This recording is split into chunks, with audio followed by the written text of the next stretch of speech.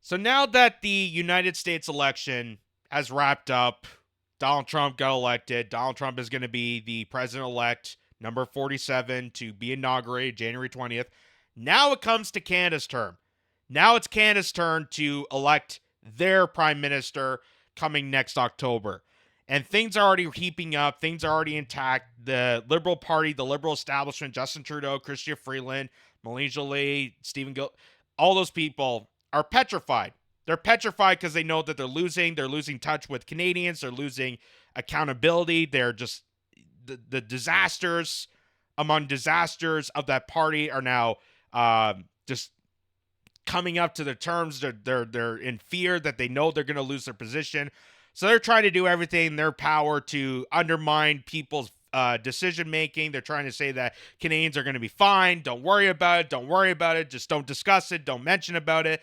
Also clamping down on censorship, so on and so forth.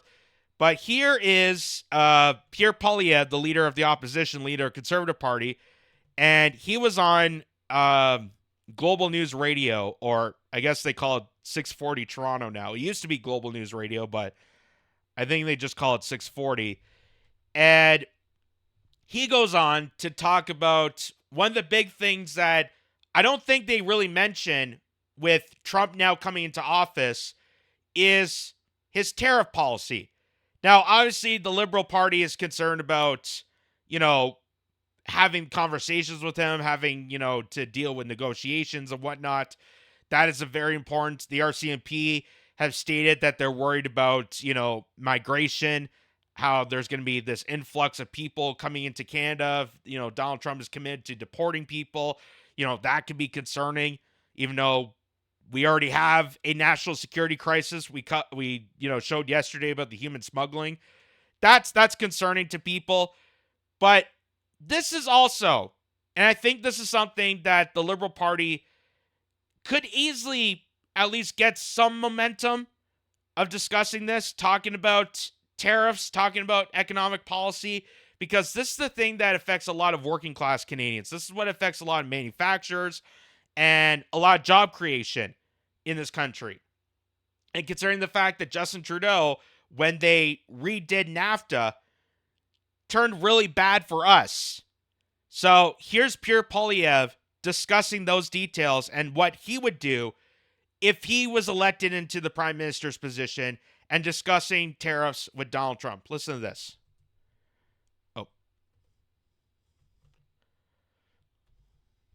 Well, first of all, we should be exempt from all these tariffs. I can't believe that Trudeau signed a trade deal with Trump that leaves open the possibility of a 10% tariff. I never would have agreed to that. I can't believe he signed on to a trade deal that keeps the softwood lumber tariffs in place. Harper got those lifted in 90 days as Prime Minister. Trudeau's had 9 years and 3 presidents, and not only are the tariffs back in place, they've been doubled, killing forestry jobs right across British Columbia. So I'll be fighting for an end to the softwood tariffs, an exemption to Buy America, like Harper has secured for us. But more importantly, I'll fight fire with fire. The Americans have taken a net $500 billion of our investment in the last 9 years. We were winning the investment war with the Americans before Trudeau, having more American dollars here than we had there. Why has the money left? Why is it pouring out of our country? Rampant tax increases by the Trudeau NDP Liberal government have pushed money out of our country to the point where American workers now earn $22,000 more than their Canadian counterparts. I want our money back. I will be axing the carbon tax, cutting income tax, cutting taxes on investment to bring home those hundreds of billions of dollars and to bring home production and paychecks for our people. So that is an interesting takeaway. I'm not going to show the whole interview because it's fairly long for time purposes. But think about that. $22,000 difference between a Canadian worker and an American worker. Even if they're in the same skill set, even if they're in the same production, same exact job that they're doing, $22,000 difference. And you see a lot of more Canadians heading towards America You see a lot more Canadians are fleeing and they're moving down to, they're retiring in Arizona, or they're going down to Florida, or they're going down to different territories. They're going down to Texas because they find it's better opportunities than what's happening in Canada. And this is something that obviously should be brought more to attention. If you really want to connect with your Canadian voting base, a lot of these working Canadians, and a lot of them are disgusted with Justin Trudeau because of stuff like this, then actually have a conversation about economic policies. Try to figure out what exactly you are going to bring to the table when you have conversations with Donald Trump, if you're going to actually discuss it. Because even Donald Trump wants to discuss this. Donald Trump wants to renegotiate the USMCA. According to CTV News, Trump vows to renegotiate USMCA free trade agreement with Canada and Mexico.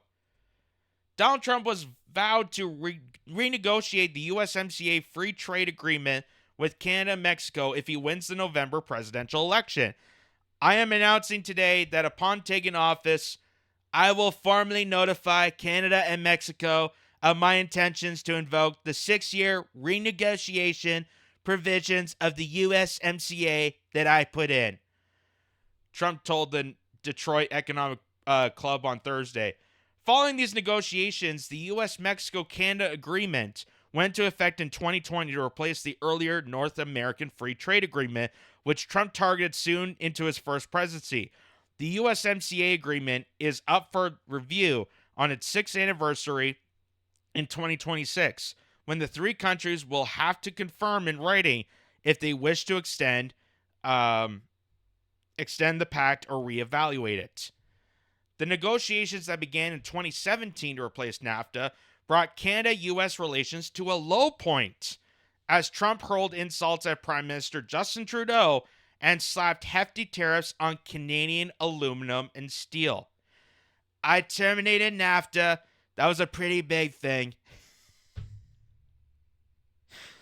That's Trump being Trump. Pretty big thing. I did a boom boom. I did it.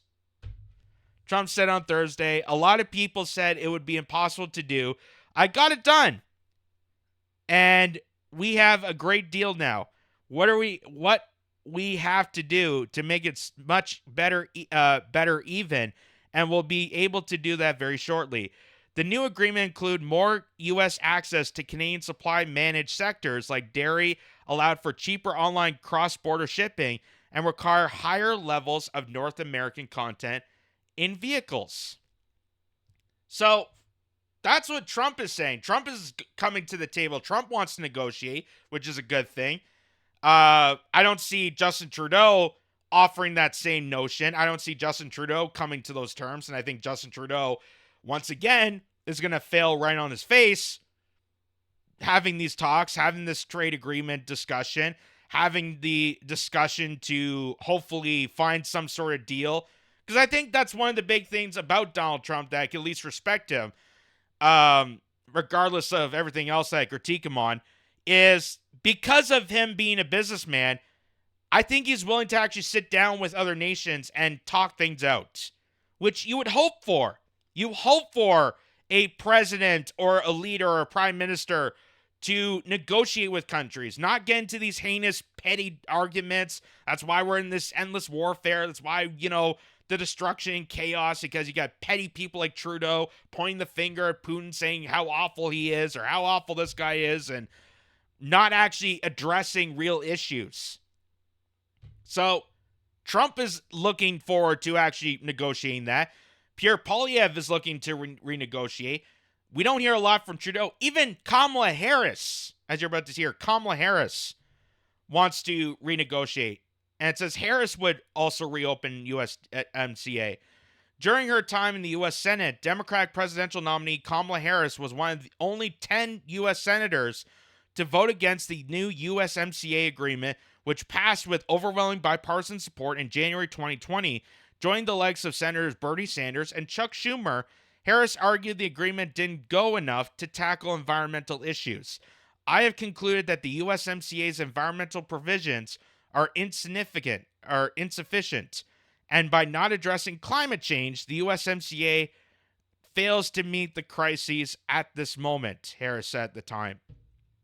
So, Kamala Harris, it's good that she wants to actually also talk about this. I don't think she's in the right structure. I don't think this is the right reason for it. Just to say that, it doesn't mean, obviously, yeah, maybe, talk about the environmental provisions, but also the big factor of this is working people, which is why NAFTA killed off so many jobs, which is why NAFTA was a horrible policy, which is why Trump came up with USMCA.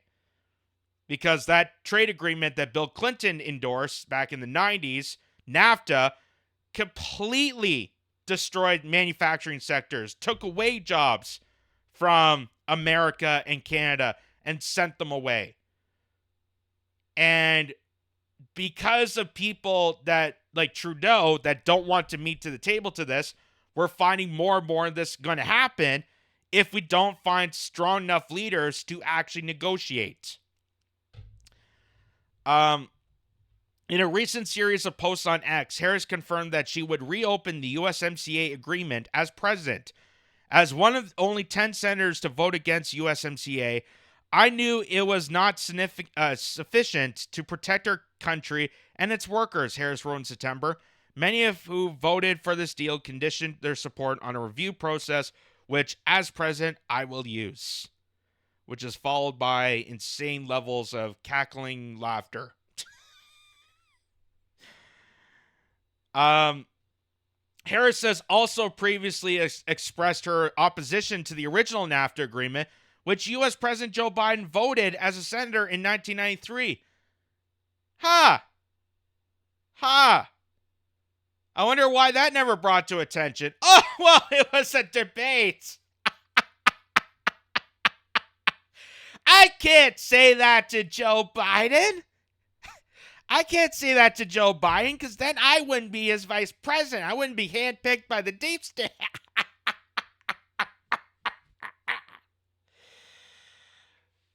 Oh, man.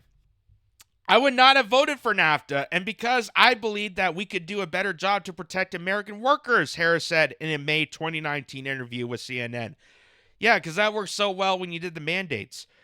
Also, I also believe that we need to do a better job in terms of thinking about issues like climate change and what we need to do to build into these trade agreements. In the lead up to the November U.S. election, Trudeau's government has been actively courting American politicians and business leaders to tout the mutual benefits of free trade. No matter who the U.S. president in 2025, Canada's economy will be affected by a trade protectionism just to different degrees. Carleton University political scientist Aaron Ettinger previously told CTV News, either way, Canadians need to be alert. Which is why I bring this to attention on a stream like this, that these trade agreements, these tariffs, this negotiation, which I hope that with whoever wins the Canadian election coming in October 2025, that we're able to have these negotiations, that we get able to sit down, have a conversation, talk things through, and come to some sort of terms that can benefit the majority of working people of both Canada, America, and Mexico. Because that's what it really comes down to, is the working class people. And if Trudeau really wanted to try to connect to the Canadian populace in any measure, what little respect he gets from working class Canadians, if he really wants to kind of get to that point, then he should be going on to media appearances. He should have Chrystia Freeland go on to CBC and discuss about renegotiating so it's better for Canadian workers, instead of just this babble of everything's going to be fine. Everything's going to be fine. We're going to be fine. Everything's going to be fine. Fine. Even though, butter is $9. People can't pay for groceries. There's 10 cities all across the nation. And right now, there's also high crime, high unemployment, and just uncertainty of the future of the country, which is why a lot of Canadians are seeking residency elsewhere. They're going out to America. They're going out to European countries. They're going as far as Vietnam to get away from this horrendous leadership of Justin Trudeau. And with Pierre Poilievre, at least he's mentioning about trade. He's mentioning about fighting fire with fire. I don't know what's going to come out of that because, again, Pierre Poilievre, Justin Trudeau, whoever the leadership may be, they all operate under the same roof. They all operate under the same lobby firms, the same corruption, and we just hope that there is enough of a fierce working populace to go against the grain. We hope that there's enough working class people that are engaged enough to understand this, to understand how NAFTA screwed them in the first place, how the USMCA may be screwing them now, and are able to pressure these politicians to do the right thing, to come to the table, negotiate, and work something out. We hope for the best.